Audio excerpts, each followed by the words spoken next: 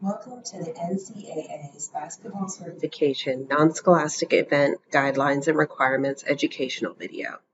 In this video, we will review the rules regarding schedule limitations, financial transparency, deadlines, and other basketball certification requirements. At NCAA certified events, athletically related activities are precluded prior to 8 a.m. and the last athletically related activity may not begin later than 10 p.m. During the academic year, it is not permissible for any part of an NCAA certified men's basketball event to operate prior to 6 p.m. on the first day of the open period or after 4 p.m. on the last day of the open period. This is to encourage minimal missed class time and academic commitments. NCAA coaches may enter the event facilities and purchase packets prior to 6 p.m. on Friday, but any activity involving the athletes, this would include games, warm-ups, check-in, and registration involving the prospect, would be prohibited until after 6 p.m. In compliance with the USA Basketball and NBA Youth Guidelines, a PSA may participate in no more than 2 games on any one day and no more than 14 hours of athletically related activities in 1 week. In addition, the requirements outlined in the USA Basketball NBA Youth Guidelines should be considered by both event operators and non-scholastic coaches as best practices. If an operator schedules your team to play 3 games in 1 day, a coach for the team will need to notify the operator that your team cannot play 3 games. If the operator does not modify the schedule, then a coach from the team will need to notify ECAG staff by calling 844-562-6201, pressing option 2 and then option 1. ECAG staff will then reach out to the event operator regarding the schedule. If the team is threatened with a forfeit and a coach is not able to reach ECAG staff in time for us to contact the operator, the team may play the 3rd game if and only if a coach has emailed ecag@ncaa.org prior to the team's participation in that 3rd game. The coach will need to include the event operator on the email and state it's a violation for the team to play the 3rd game. However, the operator has indicated that the team must play or forfeit. If the team follows these procedures, they will not be penalized for the schedule violation. Every coach is asked in the basketball certification system if they are financially responsible for the team they coach or if an organization is responsible. If you are an assistant coach, you do not need to provide a response on the Financials tab in your coach account.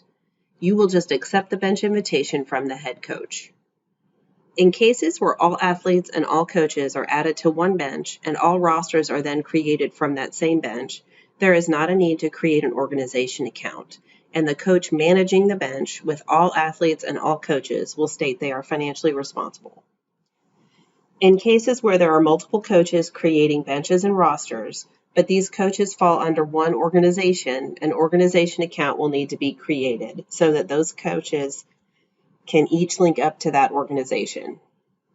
That organization would then be taking financial responsibility. For example, if the 15U coach creates their own bench and rosters, as does the 16U and 17U coaches from an organization, then an organization account is needed so that each of those coaches can link their accounts to that organization. The Financial Disclosure tab asks for information to be provided regarding fees received for participants, fundraisers, sponsor funding and/or in-kind donations, the total cost associated with participating in events, event entry fees paid, compensation paid to staff, expenses paid for transportation, meals, lodging, insurance, etc. Additionally, you are asked to disclose any financial relationship between any coach or individual associated with your team and any of the following: higher education institutions or representatives of higher education institutions, boosters of higher education institutions, and/or any agent, runner, or representative of an agent. The deadline to submit the financial disclosures is August 31st. Failure to submit the financial disclosures will render the team or organization ineligible to participate in NCAA certified events the following year. ECAG strictly enforces all deadlines. All deadlines expire at 11:59 p.m. Eastern Time. Online submissions will be date stamped and are not disputable. For all other submissions, it is the coach's responsibility to verify and produce proof of a timely submission.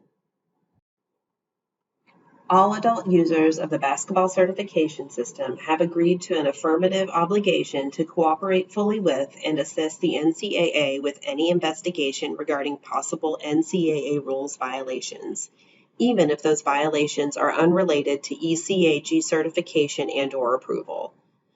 ECAG may take adverse action and impose penalties, including withdrawal of current or denial of future certification and/or approval until that time when the individual does cooperate. ECAG has sole authority to determine whether a failure to cooperate has occurred and assesses the resulting penalty. Such decisions are final and not subject to appeal. Full cooperation includes, but is not limited to, providing relevant information, providing complete and accurate information, providing supporting documentation requested by the NCAA staff, or responding to inquiries in a timely manner.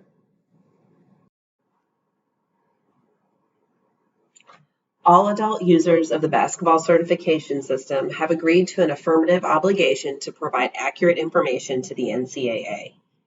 ECAG may take adverse action and impose penalties, including withdrawal of current or denial of future certification or approval to those individuals or organizations who fail to provide complete and accurate information to the NCAA, or who provide false and misleading information to the NCAA in an investigation, in obtaining certification or approval, in participating in activities associated with the NCAA, or to circumvent NCAA legislation and requirements. ECAG has sole authority to determine whether false or misleading information has been provided and assesses the resulting penalty. Such decisions are final and not subject to appeal. If you have questions, please visit the basketball certification page on ncaa.org for the non-scholastic event guidelines and requirements document, as well as step-by-steps, forms, event information, and other helpful resources. You can also call or contact ECAG using the contact information available on the website. Thank you for completing the NCAA basketball certification non-scholastic event guidelines and requirements video.